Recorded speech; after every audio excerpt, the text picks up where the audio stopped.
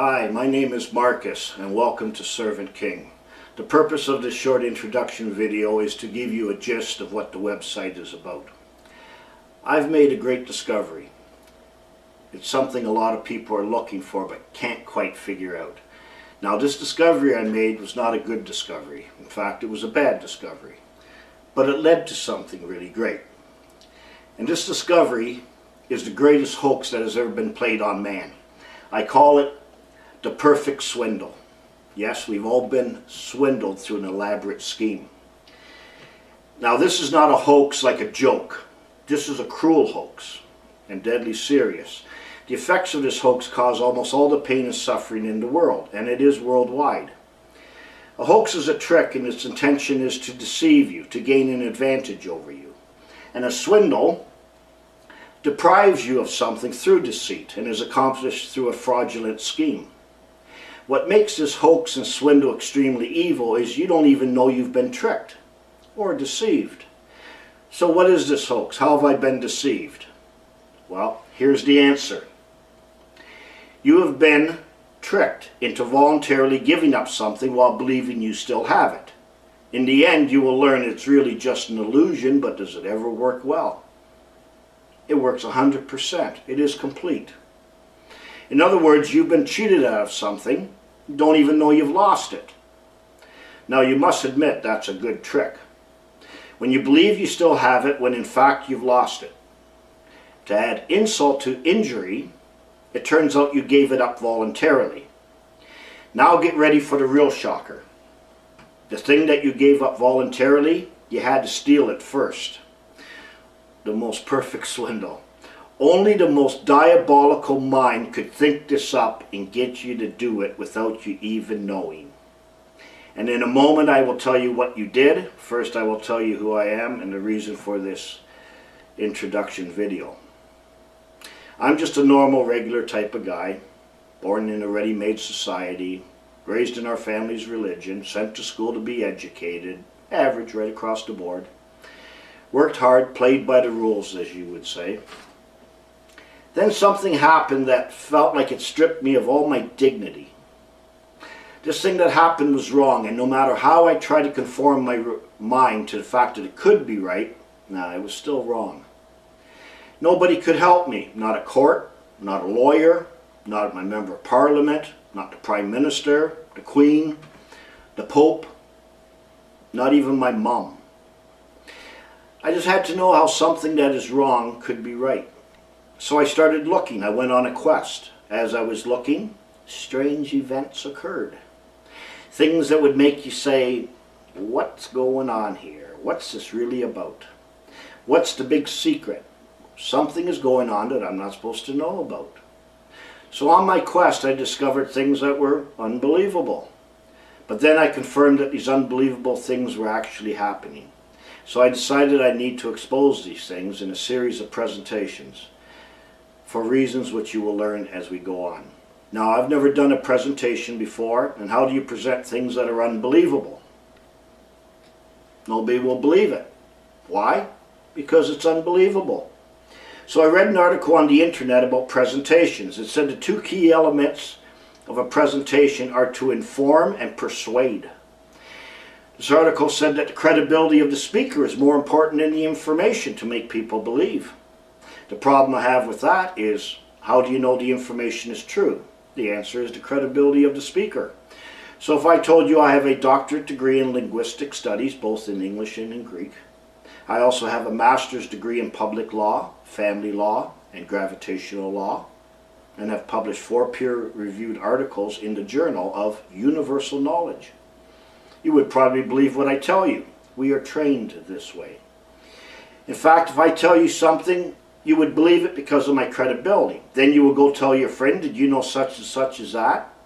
You will take what you believe and you will make it what you know. But belief is the absence of knowledge. You do not need to believe what you know to be true.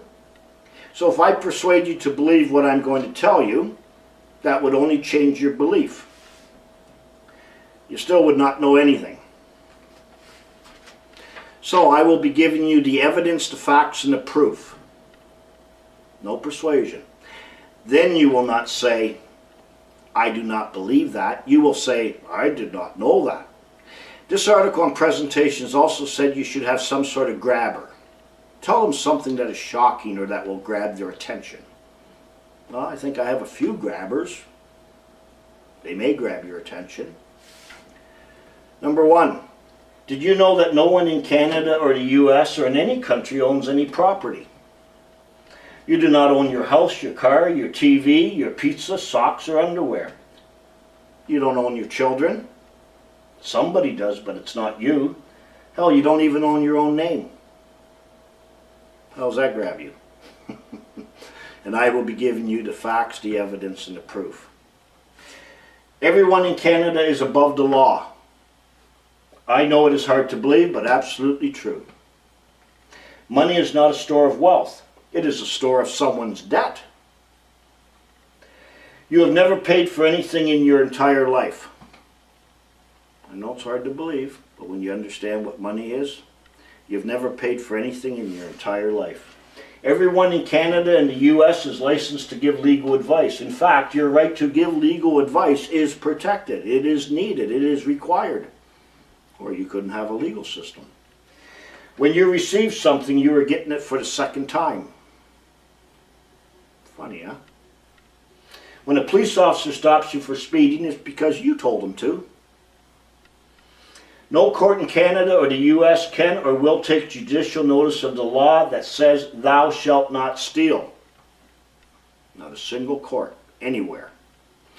Your legal system cannot work with that law. It's impossible. Every man being held in jail is there because of what they believe, their conviction. Overturn your conviction with the proper authority and you can get out. Your birth certificate does not certify the birth of a living individual. What? No. You think that's your birth? Certifies your birth? No, no. A license is permission to do something illegal. Yeah. It is the intent to commit a crime. Now we just need the act. So if you have any licenses, that's the prima facie evidence, the proof of your intention to commit a crime. I want to commit a crime. I want to break the law. Any job requires you to transact public business dishonestly for private gain. How does that grab you? Words are a secret code unless they are defined. And no one that is deceived has ever known it. For if you did, you wouldn't be deceived anymore. You see, deception is not the lack of knowledge. Not knowing something and then learning it does not mean deceived. You just did not know it till now. Deception is when you are misled deliberately from the truth to something that is false, tricked on purpose, and you don't even know you've been tricked. That is deception. Deception is a fraud, and fraud is a crime. The swindle can only work if you are an unwitting accomplice, a party to it. And when you realize you've been deceived, the lying deceiver, the real fraudster, the master of confusion, looks at you and says, "This is what I thought you believed." And you are entitled to believe whatever you want. Free will, gotta love it. I've come to know that people do not even know why they believe what they believe. People do not even know they have given up something. So why go looking for an answer to a problem when you don't even know there is a problem? You are not confused. So maybe you don't want to know. Live in ignorant bliss. I need to tell you that being deceived has nothing to do with being stupid. You can only discover deceit by learning the truth. What you believe will not do it. When you learn how and why you were deceived and the choices you made and then continue in them, then you can no longer claim you were deceived or scream fraud. Then if things do not go well for you, then you can say, "Boy, was I stupid." You and I both have a very good sound brain.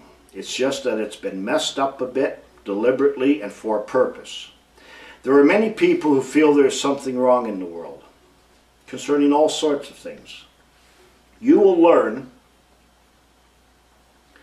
that every one of these problems is the result of owning no property. Every last single time. But to understand why you own no property is the reason this is going to be a long story. And the story gets even longer to understand the solution. There are patriot groups, common law groups, tax protesters, freemen's societies, Occupy Wall Street movements, Aboriginal groups, religious groups, all who say things are wrong in this world. Then there are those that think everything's fine, or even if they think it's not, what can I do about it?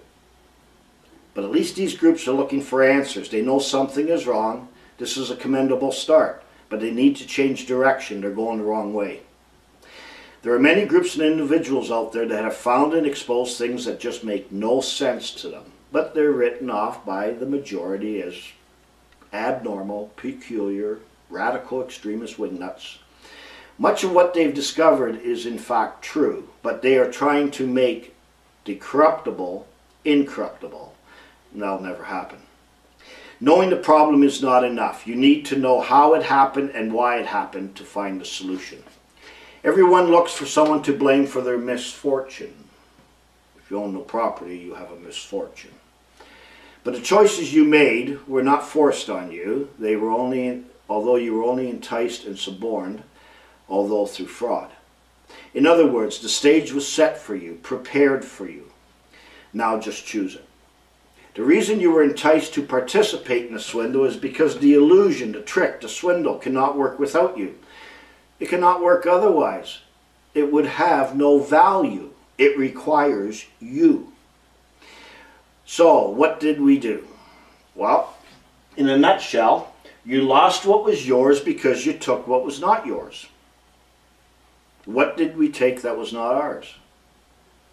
Everything. What did we lose that was ours? Everything. What did we take that was not ours? Power. What did we lose that was not ours? Power. What did we take that was not ours? A trust. What did we lose that was not ours? A trust. It doesn't matter what you put in there. It works the same. A swindle is always the opposite of the truth. So it doesn't matter what you put into that equation. It works out the same. It is always something backwards, the opposite of the truth. This is how a swindle works.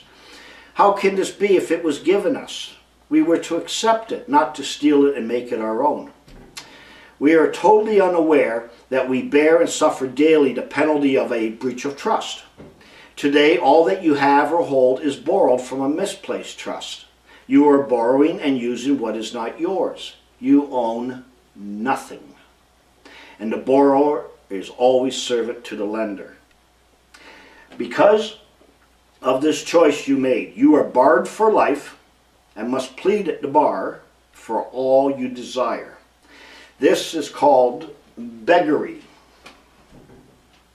Well, you can call it pleading, praying, whatever. It's beggary. You have to beg when you own nothing. I see people in courts every day pleading and begging for things. I see people in banks every day begging for money. I see people in the streets carrying signs every day begging for something to change. I see people every day lined up trying to get a license to do something illegal. Yes, you are all beggars, and you've turned your children into beggars too. People who own property do not beg. They work and they mind their own business. There is a way to regain what you've lost, but there is only one way, and it is not a matter of law. And there is only one solution. There are not 2, 3, 5 solutions, but you must accept the solution to receive it. The answer should be self-evident, but it's not. This is the genius of the swindle. And only by understanding how this all works will you understand the solution. There's a subtlety to this, very hard to grasp. But I must warn you that much has been done to keep you from finding it. And second, much has been done to be sure that if you do find it or are shown it, you will not accept it. You will reject it. Now, that is someone's extraordinary good control of your mind. My only guarantee to you is that after you go through these programs, you will never be the same again. You better be sure you want to be changed. For those who are content in their way of life, I'm sorry to have bothered you. Goodbye. Please go back to whatever you were doing. For those who need to know, take your time and listen carefully to the programs. They are confusing. It is important to watch the presentations in the order they are presented. I hope these videos will become for you a blessing in disguise. Thank you for listening. Till then, my name is Marcus.